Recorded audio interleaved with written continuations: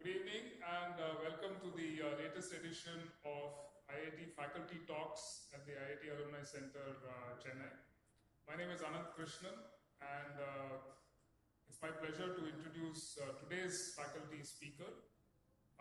Dr. Babji is Associate Professor in the Department of Applied Mechanics at IIT Madras. Has a very checkered academic career.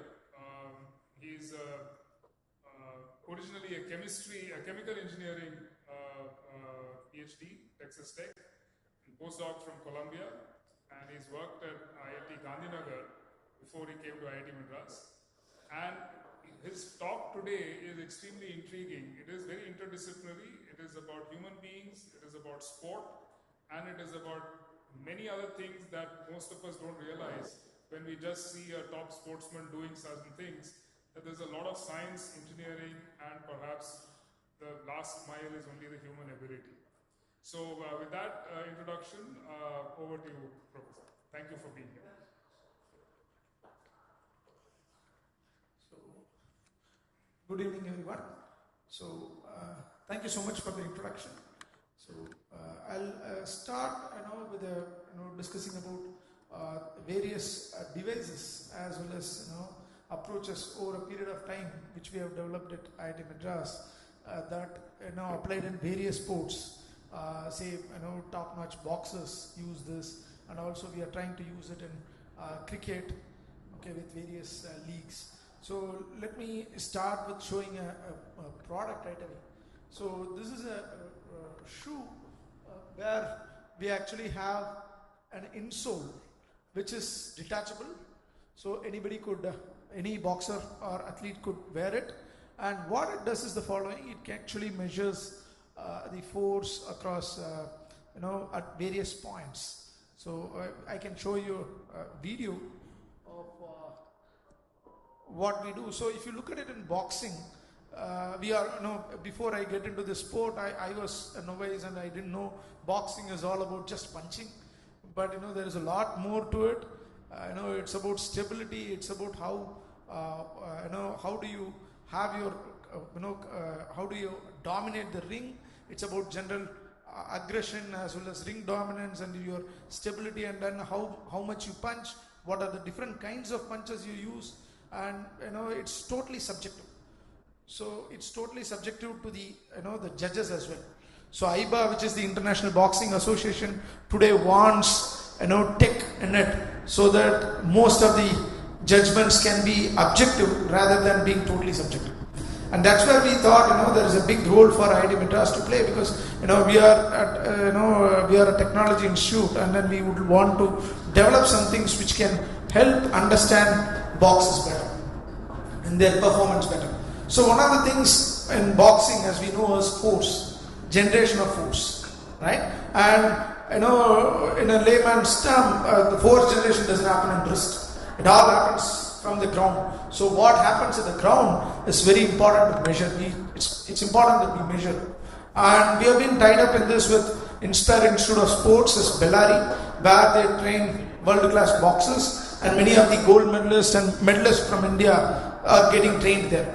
So we interacted with their coach, and then they said one of the key things which is important is in a bout of 20 seconds, in a bout with a length of span about 20 seconds, the boxer can rest his both the feet only for say 3 times. In 20 seconds, he is allowed to keep his both the foot resting. That's the front and the back of the foot resting just for 3 times. If he is doing more, his performance is poor, and the reason is he is vulnerable. So if the person is on both his front and back portion is at rest, he is vulnerable. So that you don't want it. So that's where we said, okay, we will devise, build a device, an insole, which can actually tell you whether he is at, how many times he is resting in a bout of about, in the entire bout is about 3 minutes, but if you break it down into 20 seconds windows, you just need 3 times, not more than 3. So that's what this insole does. Whatever I have, it does much more. It can actually measure pressure at not just at multiple points. It can be used across sports. like you can imagine being used in cricket as well, like whether in a shot, whether you wanted a front foot to be having higher force or back foot to be having higher, etc. But currently we have been testing it in boxing, so you can see that. Yeah, can see a demo of it. Can you run it?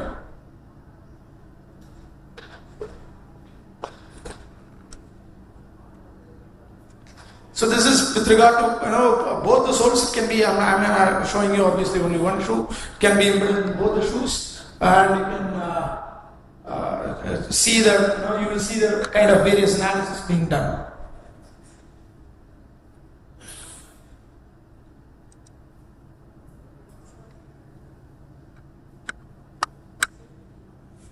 So this can be in field collected. So this works in Bluetooth technology. So the user can control it from the app, and it connects very, very seamlessly to the mobile. And once data collection after a bout, the data is collected and it is sent to the the mobile, and it can also be stored in the cloud. So there is a cloud storage facility for doing longitudinal studies. And you can see how many times it has been placed, so there is a graph immediately displayed. But of course, there is a lot of analytics that can be done over a period of time, how a boxer improves or how an athlete improves, how is his pressure generation at various points, changes with and without practice, as practice, how he enhances. So those are the things we have done with this kind of studies which we have done with this boxing. Obviously, I'm not giving all the details because of confidentiality as well, which we have signed up with IIS. So yeah, next slide. So talking about again a sport like boxing or even for that matter cricket, there are several similarities. So I'm just taking this boxing example because it's easier to understand. So you look at this. This is a simple IMU sensor which is in your mobile phones. Today, every mobile phone has got this IMU sensors. So what it does is it's actually a combination of, it's an inertial measurement unit. It is a combination of three sensors, which is which gives you rotation and translation motion along all these three directions, X, Y, and Z. So it has a gyroscope, it has an accelerometer, and it has a magnetometer. So it has actually a combination of three sensors. So what it does actually is it can tell you the speed, the motion, and the position of the athlete's different body parts. So here we have actually placed it in a boxer's hand, wrist actually, basically which has been born. It's a very small device. In fact, I've enlarged it in the presentation so that one could see. So it's a very small device attached to the hand. So what it gives is, it gives us the data that can help us understand what kind of punch he is making. So remember when I said about boxing, which it is one of the games where there is higher number of gold medals, and India has taken up boxing is one of the sports to be focused on, so that the gold medal counts increase. And so if you look at this, boxing, one of the key criteria for judging for getting a better score is like how much different kinds of punch one can do. So it's not just one punch. So you have a hook, like this, it's very easy, jab, and then an undercut, which is very difficult to make. And you can do it with right, and then you can do it with left as well. So there is like hook, jab, uppercut, etc. So there are many different punching techniques. And what is important is a boxer should be able to show ability to use a combination of these punches. So it's not enough if he is just using one kind of punch. The scoring in the Olympic stage will go down if he is just using one kind of punches. It's usually preferred to do multiple. So we are here actually connecting this data to understand what are the different kinds of punches a person is able to do. An elite boxer or even a just who is budding up, is he having variety? What is his strength? Is he what kind of punches does he throw? Right? If he is just throwing one kind, or is it multiple kinds of punches? After training, so this is an immense importance for a coach, because imagine a coach has to do all of this by looking at the videos, and where there are multiple tournaments happening. Not possible, right? He cannot monitor all of them, and even otherwise, you have to ask him to record, all the videos. That's going to be of, not a human thing, right? How many videos, and in 3-minute bout, there will be a lot of things happening. So the coach cannot remember. So what we said is, we actually did this data. We developed an AI algorithm that can actually tell you how many, punches, or how many hooks, or how many jabs, or how many uppercuts he is making. All this in a boat. So all it takes is to just place a sensor, a very small sensor that can tell you the entire details about his boxing. And not just that, you can place it in the, we have now placed it in the, along with the shoe insole, what we are talking about. We also have placed an IMU sensor, so it can tell you the position of the player in the ring. So usually it is preferred that the player stands in the center in boxing, because you want to dominate the ring. So if you go to the corners, that means you are avoiding the fight. So you want to dominate, and therefore it's generally preferred that the player is in the center of the ring. And this data will tell you exact heat map. So we have generated a heat map of the player in the ring. So we know exactly how much time he has spent in each of the, each portion of the ring. So that's an important feedback for the judge as well as to the coach, because it can help make decisions and improve the boxing. Along with this, he will know the strength and weaks, and one can do a SWOT analysis of a player. Okay.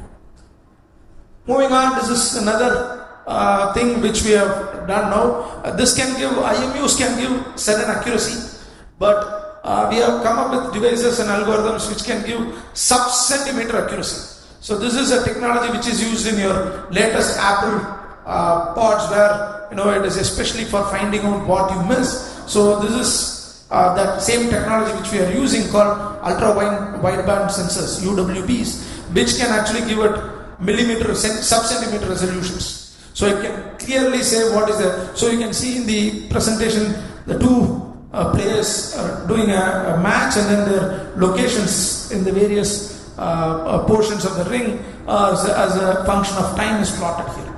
So it can give you sub-centimeter accuracy, and that helps you get the heat map.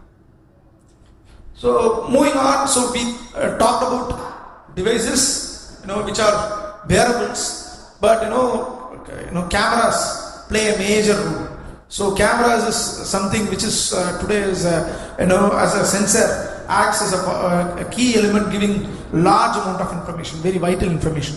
So what we did is, we actually mounted a few cameras in the Inspire Institute of Sports Science, and there are only a few competing products in the world. So one of them is called iBoxer system from UK, which has been attributed to about 17 gold medals have been attributed to this system over a period of 10 years. And this is from this iBoxer system is supposed to is from an university in UK, which where they produce most number of boxes, Olympic boxes, right? And then they use this camera-based approach.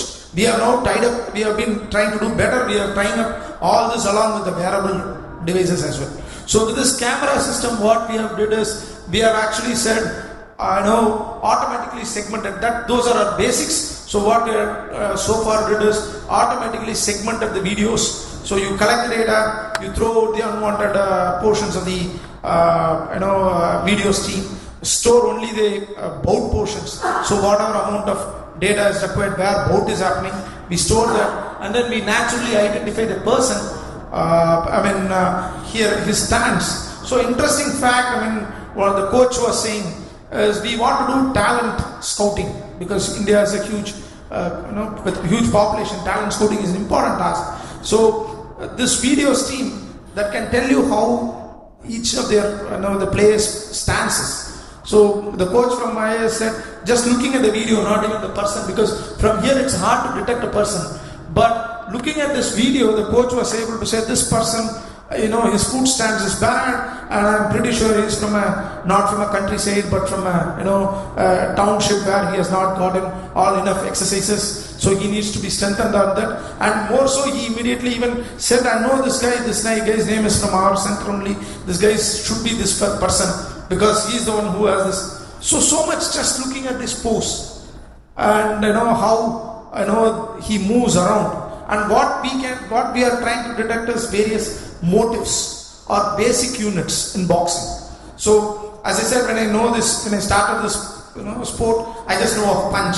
But what I now know is what understanding with the coaches is you have a preparatory phase where you are getting ready for punching, and then you have a punch phase where you are trying to go into attack, and then you don't rest, you reset, you again prepare for a punch just in a short span, engage, and then you come back to rest. It's actually a state diagram, transitions. So there are various states, and a boxer moves from one state to the other. And what we are looking at is identifying when a person, how much time each person spends in a state, and then what are the basic state transitions he's doing. And more importantly, can I understand punch telegraph? Remember, everybody has a trail, right? We leave either knowingly or unknowingly, most often unknowingly. So can I understand what is this boxer's telegraph, trail? What is he leaving behind? Is he has a pattern before he punches, right? That is something which we are looking at. What is it? And this is common across sport, be it cricket or be it boxing, you can relate. When does this guy play the shot, right? So that is actually a telegraph. It will be very difficult to decipher from elite boxers, but as a human naked eye you cannot. But with computer vision, with proper AI, we will be able to understand basic sequences of the boxes, and that's what we are trying to do. We are now looking at what are the basic sequences that a boxer is doing before he gets engaged, before he goes to engagement, and that will tell me precisely what is the opponent's strength and what is the strength of this guy, our player, who is going to take on the opponent. So that's what this system is. So we are looking at, so we are estimating the line of sight, line of attack, closeness to the opponent, the range. It's not just enough to punch. So to give you an example, in boxing, you think before you punch, you have to take your arm back and then try to hit hard. That never works. Actually, that's the worst way of doing a boxing, because coaches or elite boxers, they will never move their arm behind your this thing, so that the opponent will easily identify you are going to hit him. So always the boxing is from the movement is restricted, it never goes beyond. If it goes, the opponent already knows that you are going to hit him, so you just need to move away. So here what we did is we are trying to estimate all of that. We are doing line of sight, line of attack, closeness to the opponent. So a person may try punching very hard, but if there is no range, it's not going to land. So it's very important to understand the range of the boxer, how much far the other opponent is from. And then defense is very important. So what are the various defensive positions a boxer is taking? So that is also we have done studies. And then micro expressions. This is where I've written at last. This is where we are now focusing on micro expressions, which will tell me what is whether the boxer is bluffing, when is he going to engage. It's a very hard problem, not solved in the literature as well. So we are trying to take a shot at it. Go next slide. So as I said, these are the four dominant things a boxer is, key things based on which a boxer is judged: aggressiveness, dominance, and then viewability. So it's also important that a boxer lands or punches at certain locations in the ring, because it can be seen by all the judges. So that is not great thing, but then that's the way today judgment is made. So how many, it is important that 4 or 5 judges there, one on the outside and then one sitting there, they should be able to view. So there are key locations in the ring where viewability is high, and if punching happens during that time, it's natural that the person gets more points. So we are also trying to see at what locations are key locations to make a punch, compared to others. And then finally the agility, how quickly he is making. So to give an idea, the Indian boxers typically, they think aggressiveness is just moving forward. So this is what the coach was saying. People just keep moving forward to hit. What they miss is this agility. So it's not just enough to move forward. In fact, if you move forward, you become vulnerable. Keep moving forward because the opponent just needs to take a turn and change the path so that the punching can be done easily. So agility is very important, and I know your where you make moves, not just aggression to state, but where you make turns, that becomes very important. And those are the things one can easily get from this video analysis. And then the boxers can have been trained to make modifications. Yeah. So coming back, we have talked about boxer and athletes, but we are not just restricted there. We are developing a tool. I will not get into all the details. It's a work in progress. So we are also developing a tool where we can we are actually doing what we call it as a trainer system for normal people who from home. So today with a lot of emphasis or a lot of online things happening at online, we are also developing an online training system, but it's a work in progress. So we have some results, but for another day. Yeah. And then finally, we have also been involved actively in weightlifting as an excess sport. And again, we are looking at computer vision plus IMU combinations, where you think of monitoring the various weightlifting positions. So a weightlifter actually, there is a very high inertia during the pull, right? So everybody think balancing the weight is the difficult part, but actually when you speak with the person who does the sport, they'll say maintaining the weight at the highest is the top is the easiest, because it's very fraction of seconds and then you drop it. If you maintain the center of gravity, align the center of gravity, it is the easiest. What is more difficult is the pull initial inertia. How do you overcome? How quickly you overcome the inertia, and then how do you maintain the various posture during the sport? That becomes a key role. So what we have done is we have actually come up with a system where it could analyze the weightlifters' various postures. So if you back to the next, yeah. So is there you can run the video.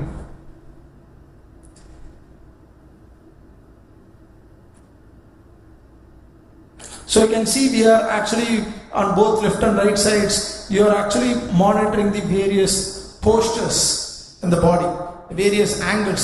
So there are, if the weightlifter is doing things properly, there are actually three phases typically. One at the lift, then the knee should be bent at a certain angle to generate enough force, and then there is a lift phase, and then there is a final phase where the center of gravity of the barbell has to be aligned with the center of gravity of the body. So from the initial, so if you notice weights are always kept closer to the leg, not from the far, because your center of gravity has to be closer to the weight, and you don't want the center of gravity to move. So a good weightlifter will not change his center of gravity while pulling the barbell, but at the same time, his speed of response will be very quick, so that he can overcome the inertia. So there is a huge amount of training to understand the speed of inertia and speed of how quickly he can overcome the inertia.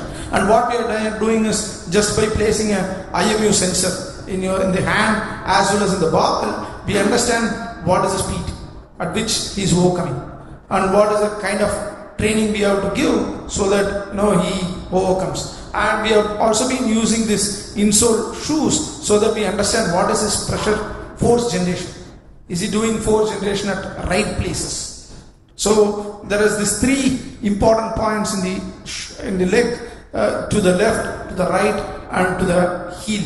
So these are called the golden triangle for the heel. For the foot. So how the force is generated in these 3 points plays a major role. So we are using this insole sensors, and we are using IMU, and we are combined with vision to understand how the weightlifter is actually progressing during the training. So that is a tool which I have again developed for fitness people, especially for weightlifters, and that I think covers it. We are working on an entire range of spectrum. All of this is translatable to various sports like cricket. We have been working with cricket teams, but it's for various reasons I cannot diverge more information. But that's all. And I'll be happy to take any questions if there is any. So,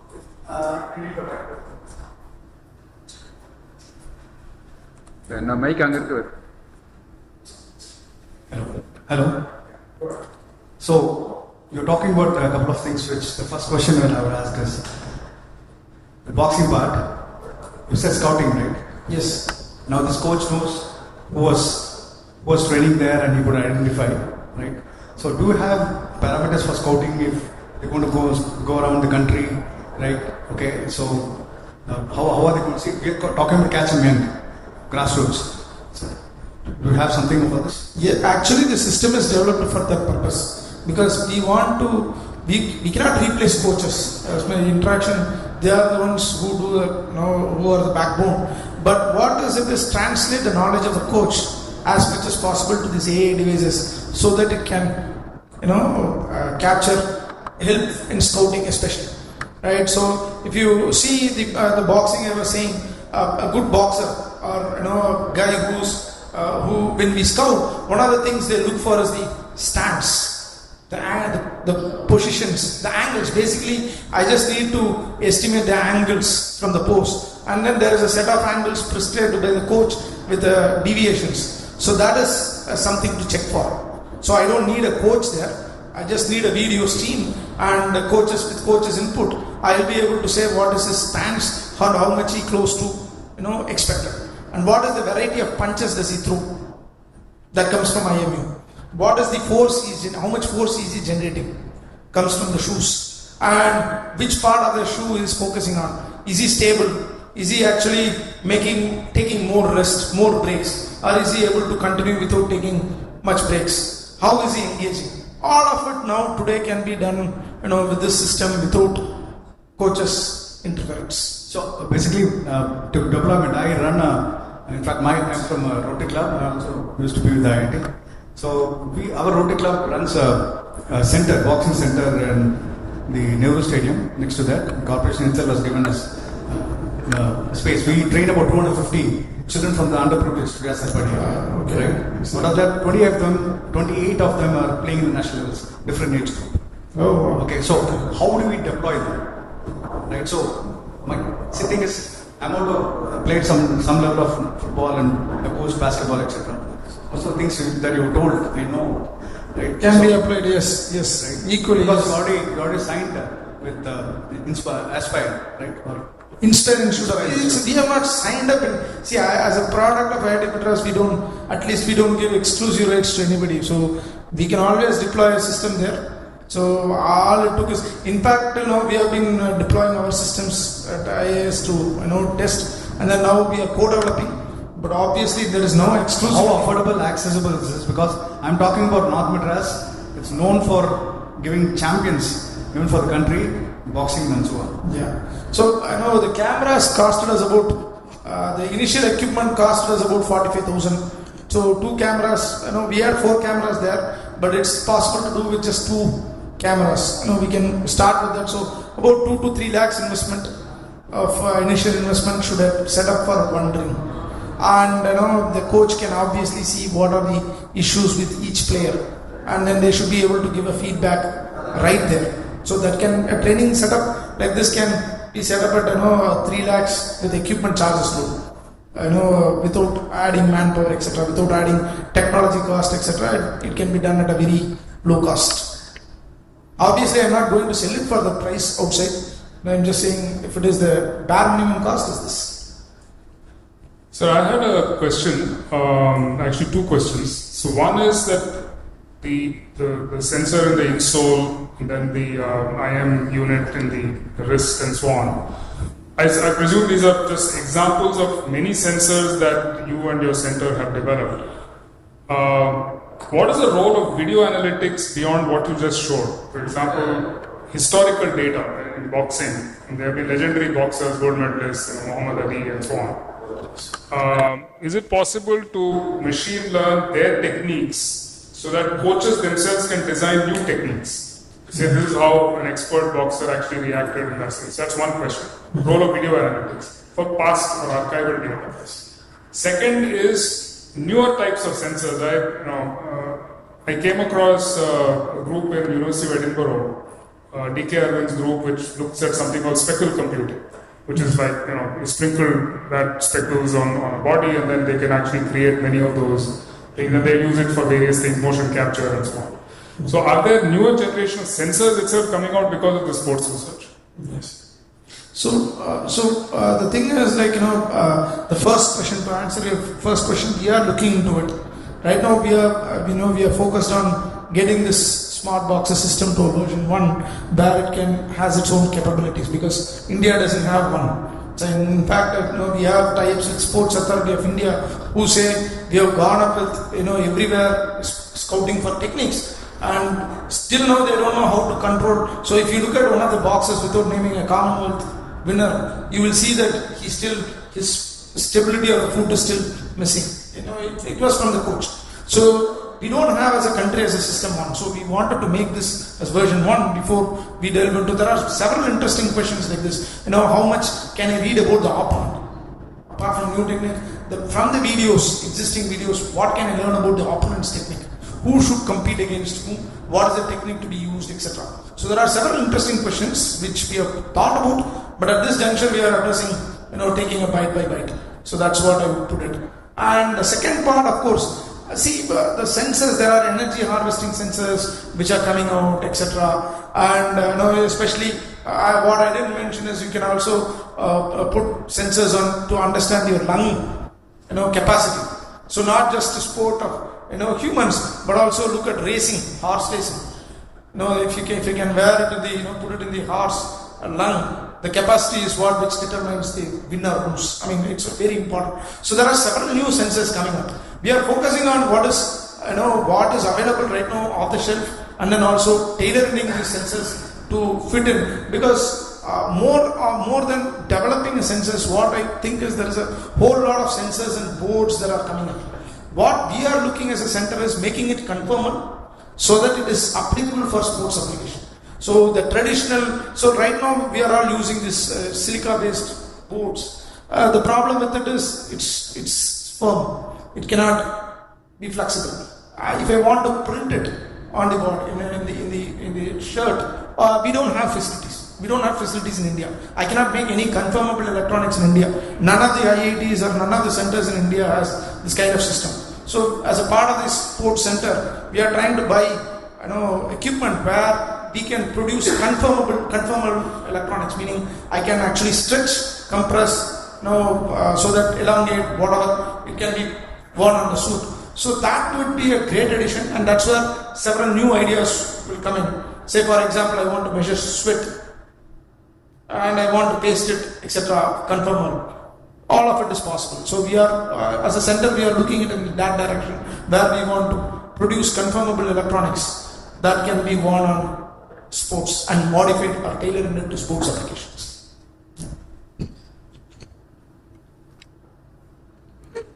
Good evening.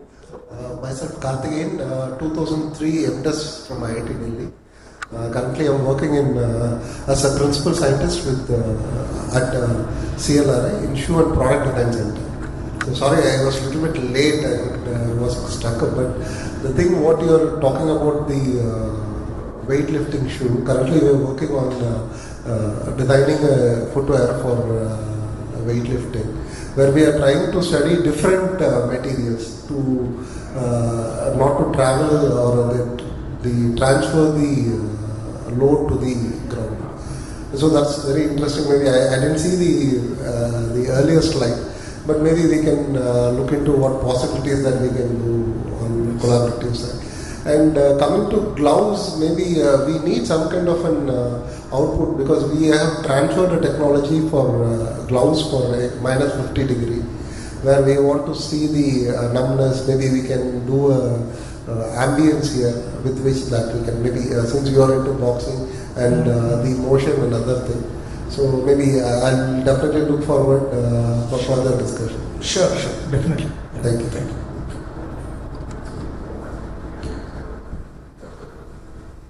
Thank you, sir. Thank you for a very informative lecture. I hope people here and people on the online audience enjoyed it, and wish you all the best. You mentioned that these are 2 gold medal rich sections of international competition, so hope to see IIT Madras on the podium in some manner, at least assisting India's journey. Thank you so much. Thank you. Thank you so much.